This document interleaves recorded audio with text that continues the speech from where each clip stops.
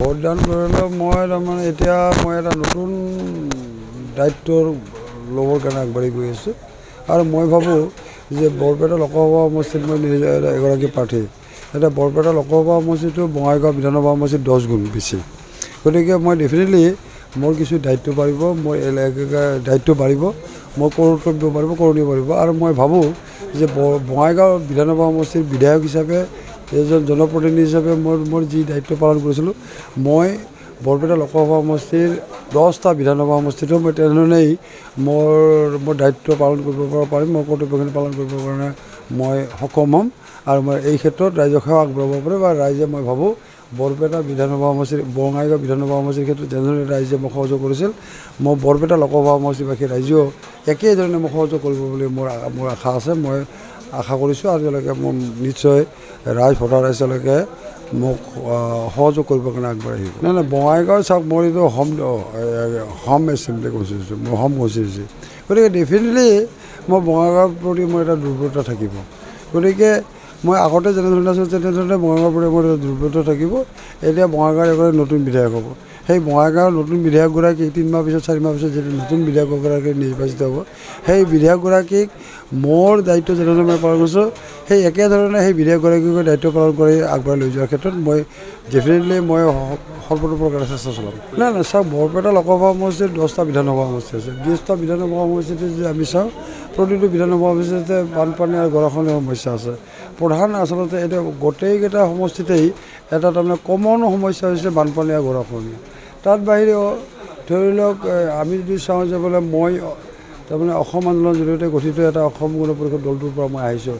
ৰাইজে আশা কৰি দিছিল যে বোলে অসম গণ পৰিষদ দল হওক, এটা আঞ্চলিক দল হওক আৰু আঞ্চলিক দলটোৱে তাৰমানে অসমৰ উন্নয়ন কৰক আৰু অসম গণ পৰিষদ সদৌ অসম ছাত্ৰ সন্থাই আৰু গণ সংগ্ৰাম পৰিষদৰ লগত ভাৰত চৰকাৰৰ যি চুক্তি স্বাক্ষৰ হৈছে, সেই চুক্তিখন যাতে 100% 100% যাতে ৰূপায়ণ হয়, এই লক্ষ্য ৰাখি, এই স্বাৰ্থ ৰাখিয়ে, এই দৃষ্টি ৰাখিয়ে অসম গণ পৰিষদ দল জন্ম হৈছিল।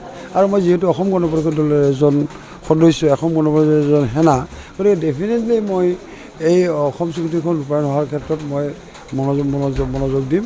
তৃতীয়তে ধৰি লওক, এতিয়া যদি আমি কওঁ যে বৰপেটা লোকসভা সমষ্টিটো অন্যান্য লোকসভা সমষ্টিবিলাকৰ তুলনাত কিছু পিছপৰা, গতিকে বিভিন্ন দিশত পিছপৰা, ইণ্ডাষ্ট্ৰীৰ দিশত হওক বা অন্যান্য দিশত হওক।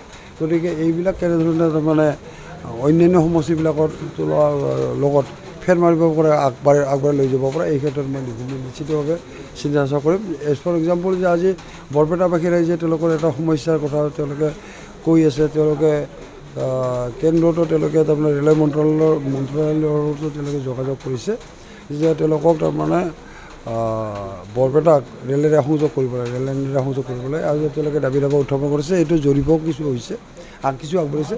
এই যিটো তাৰমানে বৰপেটা ৰেলৰ সংযোগ কৰাৰ যিটো দাবী ৰাইজৰ, এই দাবীটো কেনেধৰণে এই 5টা বছৰত, মোৰ কাৰ্যকাল 5টা বছৰত কেনেধৰণে তাৰমানে সম্পূৰ্ণ কৰিব পৰা, কেনেধৰণে কাৰ্যকৰী কৰিব পৰা যায়, তাৰ ব্যৱস্থা নিশ্চয় কৰিম। আৰু 6 জনগোষ্ঠীৰ যিটো সমস্যা, এইটো জ্বলন্ত সমস্যা, ময়ো সেই 6 জনগোষ্ঠীৰে এটা জনগোষ্ঠীৰ হয়, গতিকে ডেফিনেটলি সেই 6 জনগোষ্ঠীৰ কথাটো মই চিন্তা চৰ্চা কৰিম। এইবাৰ নিৰ্বাচনত ভোটাৰৰ আশা কি? নেতাৰ পৰা কি আশা কৰিছে জনতাই? কি বিষয়ে আকৃষ্ট কৰিছে ভোটাৰক? চহৰ, নগৰ, গাঁৱে ভূঞে জনতাৰ মনৰ কথা। ষ্টাৰ চিমেণ্ট, টাইমেড, Ground Zero', powered by Data Machine.